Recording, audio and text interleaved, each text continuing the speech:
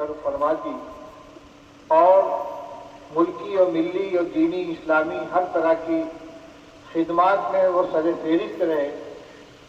جہاں وہ دارالعلوم برکت العلماء کے سربراہ اعلیٰ تھے، دارالعلوم دیوبند کی مجلس شورا کے رکن یقین اور مؤثر ترین افراد کے اندر شامل رہے۔ دارالعلوم کی بہت نازک گھڑیوں میں انہوں نے دستور اساسی کی حمایت اور دارالعلوم کے قدیم طرز عمل کی حمایت کر کے ملت کو اور خاص طور سے دارالعلوم دیوبند کو بہت قوت عطا فرمائی۔ حضرت مولانا سید محمد رابع صاحب دعوت برکاتہم بھی دارالعلوم دیوبند کی مجلس شورا کے رکن ہیں۔ اگرچہ اپنی علالت کی وجہ سے اور مصروفیات کی وجہ سے زیادہ شرکت نہیں فرما سکتے، لیکن ہمیشہ دعوت نامہ کے وصول ہونے پر اس کی اطلاع، حاضری کا ارادہ، اور اگر شرکت نہ ہو سکے تو معذرت نامہ۔ پھر وہاں سے جو کاروائیوں سے نقول حضرت کی خدمت میں آتی ہیں ان کا بغور مطالعہ فرماتے ہیں، اس پر تبصرہ فرماتے ہیں۔ دارالعلوم دیوبند کے ایک معمولی سے خادم ہونے کی حیثیت سے میں یہاں حاضر ہوا ہوں اور اسی کے ساتھ ساتھ مجلس انتظامیہ کا ایک رکن بھی ہوں۔ آپ نے اعزاز فرمایا اس موقع پر جن کتابوں کا اجرا ہوا ہے، جس میں طلبہ عزیز کے لکھے ہوئے تحقیقی مقالات ہیں جن کو سند فضیلت حاصل کرنے کے لیے بطور شرط دارالعلوم کی طرف سے متعین کیا گیا ہے، اس مختصر وقت میں ان کا اجمالی تعارف سامنے آ گیا، کتابیں بھی پیش کی گئی ہیں، انشاءاللہ اس کا مطالعہ کریں گے اور اس سے استفادہ بھی کریں گے۔ یہ ایک بہترین اقدام ہے۔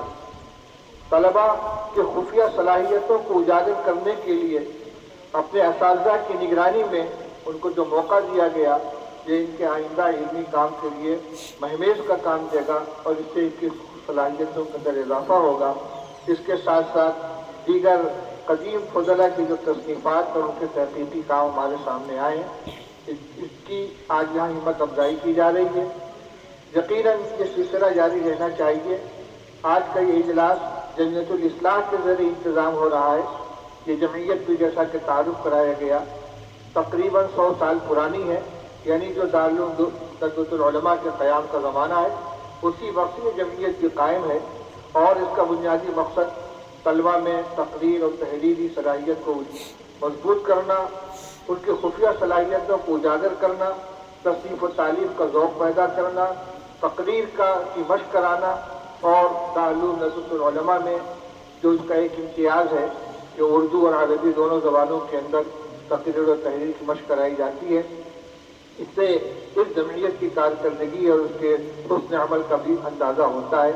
بہرحال یہ مختصر سی تقریب انشاءاللہ آئندہ ان طلبہ کے لیے حوصلہ افزا ہوگی، اور جن حضرات اساتذہ کرام اور سابق فضلاء کی کتابوں کی آج نقاب کشائی کی گئی ہے، ان کے اعزاز کے ساتھ ساتھ مزید وابستگان کے لیے اپنے کاموں کو اور اپنے علمی کاوشوں کو پیش کرنے اور انہیں شائع کرنے کا موقع ملے گا۔ میں پھر ایک مرتبہ شکریہ ادا کرتے ہوئے اپنے گفتگو ختم کرتا ہوں۔